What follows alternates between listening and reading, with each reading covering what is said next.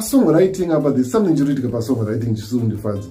Inini chandinadhimaya vanhu vakaita sana Mutukudzi nevamwe nadembo vese kumashoko aigadzira song yake mumusoro make oimprove iri musoro make. Kunza zvinoitika pakunyora masongs yatinoti boredom iya itori ingredient yecomposition. Pakuti unotanga kugadzira song unomboita excitement so but after some time yotanga kubhoa ndoita sekuti inakizotanga kuwedzera tumwe tunhu umboita excitement yotanga kubhoa futi ndoita seikendise bridge wesa bridge unza ayabo kusvika unoramba ingodara ndi song yaibva pane pamodi wega unazozwa pana biri njangwe kandibhoa but yaibva uche yobva yaunzwa kubhendi yomboridzwa kumashows yaridzwa kumashows paipa vanhu vari kuwedzera tumadobi maband members ari kuwedzera tumadobi chichi song yobva yaibva futi kubhendi yapa level number 2 yochizoendeswa kustudio manje yaendeswa kustudio kuproducer nevamwe wozongowedzera utkunhu song yobva yareleaswa. Manje mazuva ano vanhu vanosangana mustudio wokomboza song yobva itonzi yatopera. Saka song painozosvika kastage kekubhoa kaika yakutokasvikira iri paredio unoona.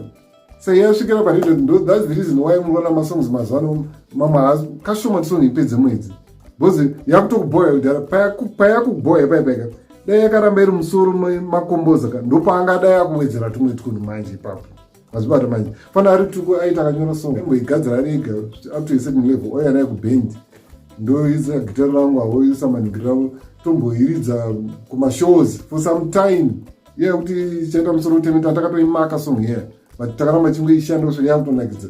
Right now is one of my favorite songs andakaridza pamasongs aMutukudzi but maphases I hated that song nemwoyo wese munhu wese mubhendi yaiti kudhara tangu tanga kuti gandi toitatiramatesano chisong chai chadzoka futi but takachishanda kusvika chisong chai chaita hit. Takasati tairekodha but taenda kustage kutour 2005 I think tichidzoka so pawelcome back show ngoti gandi kukunda HICC kuti wange ichawira pasi vanhu vachiti vanhu vachinakirwa kushamusira song yatoita hit even yetu kakatochiuka mushuti kuchichiritika panapo wana bhozi yange yaibva. Saka masongs mazhinji mazana ari kuriliswa asina kuibva bhozi vanhu varungosangana mustudio hanze patuta kolabhedu yasatomboya wakanyora ngatimosonyore mustudio mumosonyora mustudio muhamati pano zviri hard baked then muhamaisa energy yese pahype. Energy yamunoisa pahype ndiyo yamaifanira kuisa pakunyora masongs.